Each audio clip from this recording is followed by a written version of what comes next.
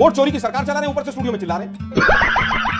तो बकायदा बताया कि कर्नाटक में ना तो इलेक्शन चल रहा है और ना ही किसी तरह का रिवीजन चल रहा है। वहां पर केवल हमने रिसर्च बेस्ड कंप्लेंट है, तो उसमें एफिडेविट की आवश्यकता नहीं। इसीलिए बीजेपी वाले चुप हो गए। मलूक भाई को शायद ज्ञान थोड़ा सा लेट आता होगा।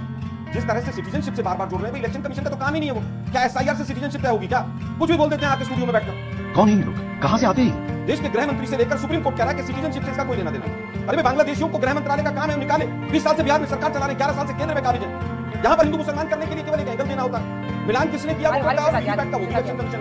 इनको पता कुछ है नहीं।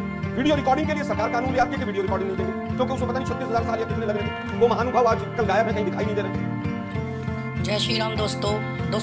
आज की वीडियो में आप देखेंगे अंजना ओम कश्यप की डिबेट के अंदर आलोक शर्मा का रुद्र रूप।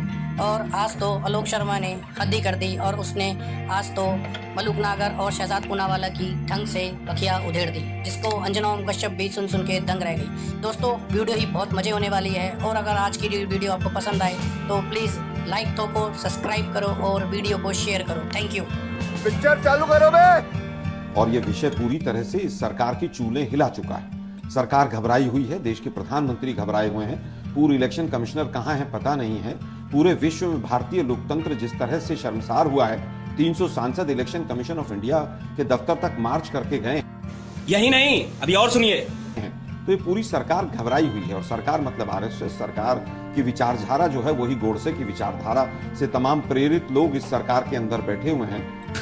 तू समझा? हाँ। नहीं, तू समझा नहीं। मैं समझता हूं लीडर ऑफ अपोजिशन है, अगर उन्होंने कोई बात कही है तो उसको बहुत सीरियसली लिया जाना चाहिए। केंद्र सरकार को, जो जांच एजेंसीज हैं, जो भी हमारी जो सिक्योरिटी एजेंसीज हैं, सबको बहुत सीरियसली लेना चाहिए। ये दाएं बाएं साएं इधर बात गौरक्षा फलाना डिकड़ा ये सब नहीं होना चाहिए। समझ रहे हो?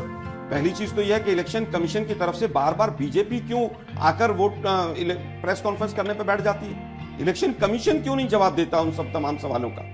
चूतिया बनाया तुमको। इलेक्शन कमीशन इसलिए जवाब नहीं देता कि उसकी चोरी पकड़ी गई है। इलेक्शन कमीशन पूरी तरह से बीजेपी के साथ मिला हुआ, उसका पिट्ठू बनकर पूरी तरह से वो चुनाव जितवा रहा। और ये तमाम चीजें अब सामने आ रही हैं। आपको लगता है कि वहां पर वाराणसी कहीं पर भी किसी भी जगह पर, चाहे वो रायबरेली हो चाहे बनारस हो, आप दोनों का मशीन रीडेबल इलेक्ट्रॉनिक फॉर्म में आप पूरा डाटा रिलीज कर दीजिए। कौन है ये लोग, कहां से आते हैं? मैं तो इलेक्शन कमीशन पर एक और आरोप लगा रहा हूं कि इन्होंने इतना जल्दी डाटा किस तरह से दे दिया। मुझे तो लगता है इलेक्शन कमीशन और बीजेपी दोनों रात को बैठकर तय कर रहे हैं कि बीजेपी के ऊपर और इलेक्शन कमीशन के ऊपर जो जिस तरह के आरोप लग रहे हैं, उनको दोनों मिलकर जवाब कैसे दें। यही नहीं, अभी और सुनिए। अरे भाई, आप बताइए ना, इतना डाटे को आपने 2 दिन 4 दिन में कैसे एनालाइज किया? और अगर आपके पास ये डाटा था कि रायबरेली में ऐसा हुआ है, तो आप लोग सो रहे थे क्या? दिक्कत यह है कि बिहार के अंदर जो अभी एक वेबसाइट के ऊपर अंजना जी सर्च ऑप्शन था, वो भी हटा दिया। पीडीएफ फॉर्म की जगह, जो पीडीएफ फॉर्म में जो कॉपी डली हुई थी, उसकी जगह स्कैन्ड कॉपी डाल दी। बस हवा निकल गई कि आप मिलान कर ही नहीं सके। आपने 11 डॉक्यूमेंट्स की लिस्ट दी, उसमें से 2 या 3% लोगों के पास तमाम डॉक्यूमेंट्स का कोई ना कोई हिस्सा होगा। अब एक गरीब महिला जो जिसके पास ना 10वीं उसने की है ना पासपोर्ट है, वो कहां से सब डॉक्यूमेंट्स लेकर आएगी? कह रहे शपथ पत्र तो डालिए। देखिए, मुझे कंप्लेंट तो कीजिए बिहार में। देखिए, शपथ पत्र अब ये आज तक देखते नहीं ना, आज तक देखना चाहिए। आज तक पे 2 इलेक्शन कमिश्नर्स ने कहा आकर कि इस कंप्लेंट में शपथ पत्र की जरूरत नहीं है। मलूक भाई के ज्ञान के लिए मैं और बता देता हूं। यही नहीं, अभी और सुनिए।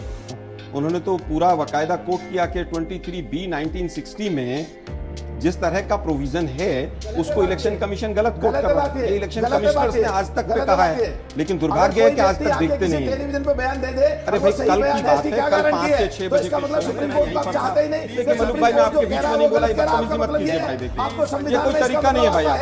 आप संविधान कौन है ये लोग, कहां से आते हैं? ये क्या कर रहे हैं सर? क्या बोलना चाहते हो? ये गलत बात है। स्टूडियो का फायदा मत उठाइए, पूरे स्टूडियो का ही ऑडियो डाउन करा दूंगी, मेरी भी आवाज नीचे हो जाएगी। मत कीजिए, बोलिए। वोट चोरी की सरकार चला रहे हैं, ऊपर से स्टूडियो में चिल्ला रहे हैं।